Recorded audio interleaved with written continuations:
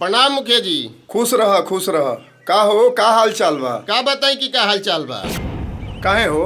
हमार लड़का आज 2-3 दिन से खाना नहीं खा।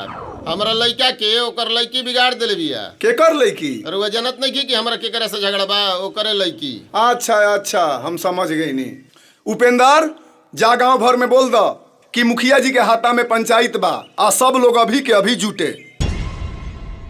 अब दोनों लोग सब कोई के सामने आपन आपन बात रख। तूने ऐसा क्यों किया? मैंने क्या किया?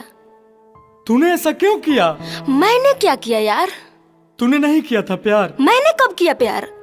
तूने नहीं किया था प्यार। अरे मैंने कब किया यार? मैंने कब किया यार? जान मेरी जान मन बचपन का प्यार मेरा भूल नहीं जाना रे। जैसा मेरा प्यार है जान तुझे किया है, बचपन का प्यार मेरा भूल नहीं जाना रे। बकवास बंद करो। करती थी वादे कभी 7 जन्म के, रहेंगे हम सिर्फ तेरे ही बनके।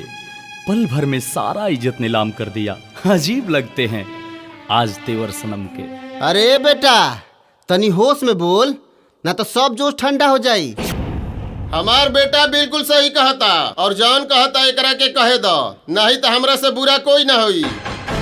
शांत रह लोग। दोनों लड़का लड़की के बोले द, ओकरा बाद फैसला होई। प्यार तो मैं भी तुमसे बहुत करती थी, लेकिन अब नहीं, क्योंकि तूने मेरे प्यार को बदनाम किया है, भरी महफिल में सरेआम किया है। बात मेरी मान ले, तेरा मेरा दुश्मन सारा ये जमाना रे।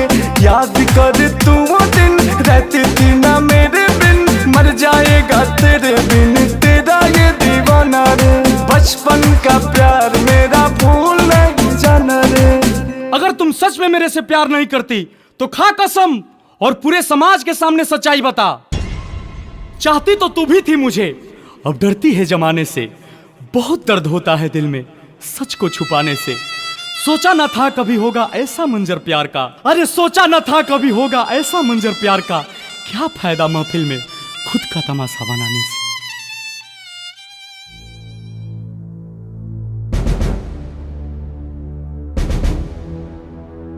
बोला बेटा, तुम्हारा मन में जो भी बा खुल के बतावा। सच्चाई तो यही है कि मैं अंकुश से अभी प्यार करती हूँ, तब भी करती थी, लेकिन समाज और पापा से बहुत डरती थी। हम तू लोग के प्यार के सम्मान करतानी और तू लोग के प्यार हमरा कबूल बा।